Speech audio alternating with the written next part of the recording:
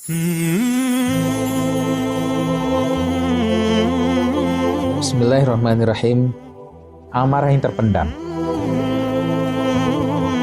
Sahabat, apakah ketika kita menghadapi orang-orang yang memarahi emosi pada diri kita juga masih terpancing untuk emosi?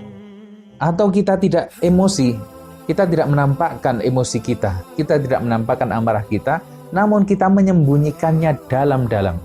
Akhirnya, emosi yang terpendam itu menjadi dendam kesumat. Karena bila kita belum bisa melupakan perlakuan yang membuat kita emosi, maka hati kita dicokoli oleh kotoran-kotoran yang sangat serius. Saat di jalanan mungkin ada yang ngomel-ngomel, begitu pula di tempat kerja, di tempat usaha, bahkan di rumah atau di mana saja. Mungkin ada yang ngomel-ngomel kepada kita, baik atas kesalahan kita atau karena memang orang tersebut memang seperti itu kebiasaannya. Apakah kita lantas membalas omelan mereka? Kalau kita masih terpancing dengan membalas emosi dengan emosi, amarah dengan amarah, omelan dengan omelan, berarti kita menjaga kotoran hati kita. Padahal siapa sih sebenarnya yang pengen dirinya itu kotor? Setiap hari saja rumah kita sapu, baju yang kotor kita cuci, kita enggan makan dari makanan yang kotor, di atas piring yang kotor, kita enggan minum dari gelas yang kotor, tapi mengapa kadang kita suka menyimpan kotoran bahkan di dalam hati kita? Bukankah teko mengeluarkan isinya? Bila teko itu isinya teh, maka ketika dituang keluar teh. Bila isinya susu, keluarlah susu.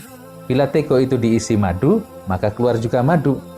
Maka orang-orang yang selalu keluar dari mulutnya kata-kata bengis, kata-kata mengejek, menghina, membuat kita emosi, mencemooh, ketahuilah memang di dalam dirinya isinya adalah sampah-sampah itu. Kemudian lantas kita ladeni mereka dengan emosi yang lebih tinggi, dengan kebengisan yang lebih sadis lagi, dengan umpatan-umpatan yang lebih hebat dari mereka, berarti sama saja. Teko Anda juga sama isinya, yaitu sama-sama sampahnya. Sahabat, kalau orang meludah ke langit, akan kemana ludah itu? Ludah itu akan mengenai mukanya sendiri. Maka orang yang marah, sejatinya dia sedang memarahi dirinya sendiri, mengotori wajahnya sendiri. Kalau ada orang memberi sesuatu kepada kita, kemudian kita tidak mau menerimanya, kemana barang pemberian itu?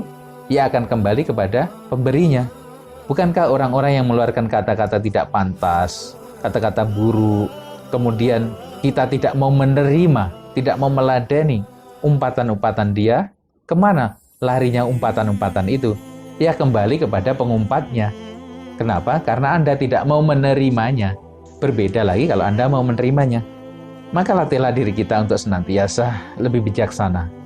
Kadang kita perlu memperhatikan sebuah kata bijak, jadilah laksana pohon mangga itu, dilempar dengan batu, membalas dengan buah.